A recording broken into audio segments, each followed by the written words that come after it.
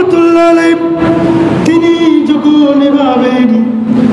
ফেরাউনকে যখন আল্লাহর ইবাদতের যখন দাওয়াত দিলেন, তিনি যখন এভাবে কালেমার দাওয়াত দিতে শুরু করলেন, ফেরাউনকে তিনি মুক্তি লাভের জন্য যখন আহ্বান শুরু করে দিলেন,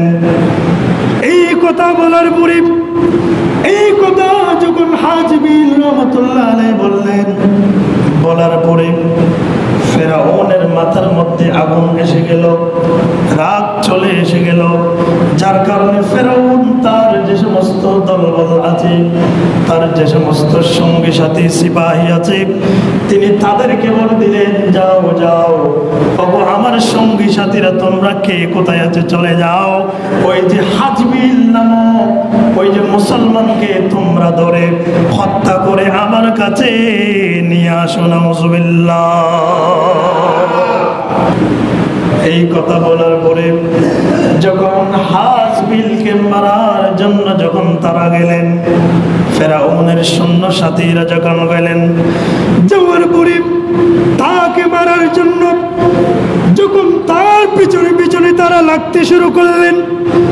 এইভাবে যখন তারা পিছনে পিছনে যখন চলতে লাগলেন, তখন হাজবিল নিজেকে বাঁচার জন্য, তাদের আক্রমণ থেকে বাঁচার জন্য, ফেরাউনের হত্যার শিকার থেকে বাঁচার জন্য তিনি কোনো জায়গার মধ্যে না ঢুকে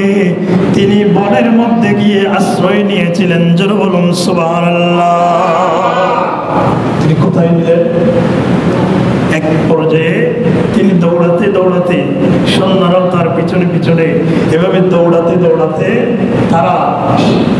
এক পর্যায়ে দৌড়াতে দৌড়াতে হযরত হাজবিল মূসা আলাইহিস সালামের সেই উম্মতকে তারা দৌড়ে দৌড়ে পাহাড়ের ভিতরে, তিনি যখন এভাবে সব কিছু উজাড় দিয়ে তিনি তাদেরকে এই কথাও বলেছিলেন, ওগো ফেরাউনের দল, ওগো ফেরাউনের সৈন্যরা শোনো, তোমরা আমাকে মারার জন্য এসেছো ঠিক আছে, তবে আমি তোমাদেরকে বলে যাই, ও ফামিদু আমরি ইলাল্লাহ ইন্নাল্লাহা বাসীরুম বিল ইবাদ। তিনি বলছেন, আমার যা কিছু আছে, আমার শরীরের মধ্যে যত কিছু আছে, আমি সমস্ত কিছু আল্লাহর নামে সুপর্দ করে দিলাম। আর একটু মহব্বতের আওয়াজ করে সুবহানাল্লাহ।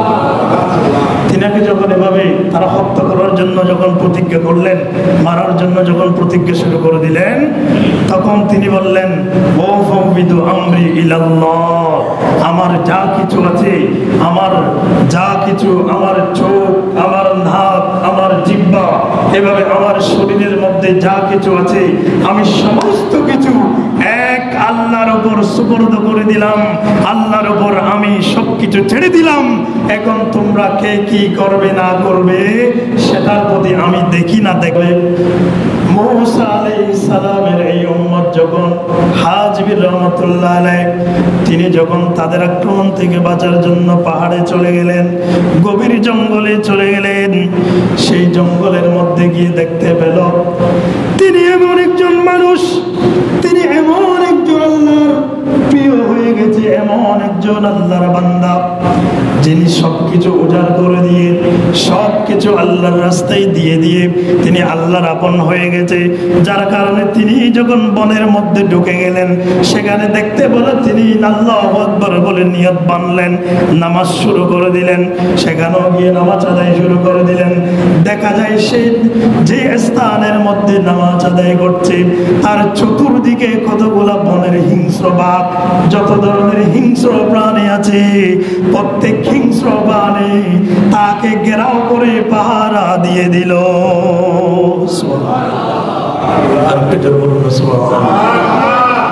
ওই যে বলেছিল, আমি সমস্ত কিছু দিয়ে আল্লাহ তোমাকে দিয়ে এসেছি, এখন আমার কোনো কিছু নাই, আমাকে যা করবে করবে। তখন সেই সমস্ত কিছু যখন আল্লাহকে দিয়ে চলে এসেছে, তখন সে যখন জঙ্গলের মধ্যে যখন ঢুকে গেল, দেখা যায় তাকে পাহারা দেওয়ার জন্য ওই শত্রু শত্রুদের আক্রমণ থেকে বাঁচার জন্য আল্লাহ পাক জাল্লা শানুহু বনের যে সমস্ত হিংস্র প্রাণী আছে তাদেরকে হুকুম দিলেন, ওগো হিংস্র প্রাণীরা তোমরা কে কোথায় যাও, আমার অমুক বান্দা সে জঙ্গলের মধ্যে আশ্রয় নিয়েছে, তোমরা ওখানে গিয়ে তাকে চতুর্পাশে ঘেরাও করে তোমরা তাকে রক্ষা করো। জোরে বলুন সুবহানাল্লাহ।